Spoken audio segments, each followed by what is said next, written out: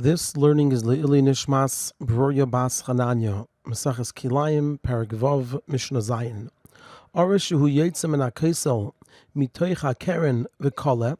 So what this is referring to, if we imagine over here, there is a wall, and an aris is when there are vines that are hanging on the wall. But over here, instead of having vines all along the wall, there's, for example, 2 vines on one end of the wall, and then 3 vines on the other end of the wall. Now we said if you have a row of 5 vines that are set up like an aris, so then it's considered a vineyard.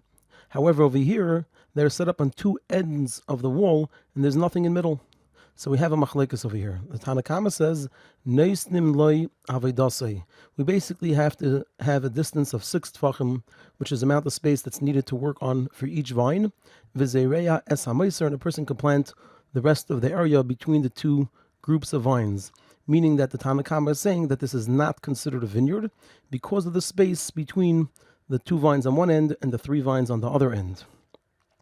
Rabbi Yesi says, Im ein sham arba amas, if there isn't 4 amas between the 2 vines on one end and the 3 vines on the other end, then it's all considered one area. And this fits with Rabbi Yesi that we learned about in the earlier Perek, that if somebody plants a single vine in a hole in the ground, if there's less than 4 amas in that area, then the whole area is considered secondary to the vine. So too here, if there's less than 4 amas, the whole area is considered secondary to the vines, and therefore, lo yavi zera l'sham, a person can plant Kilayim in that area. However, if there's more than 4 amas, then all the person needs to do is give 6 tfachim for each of the vines, and they can plant the rest of the area.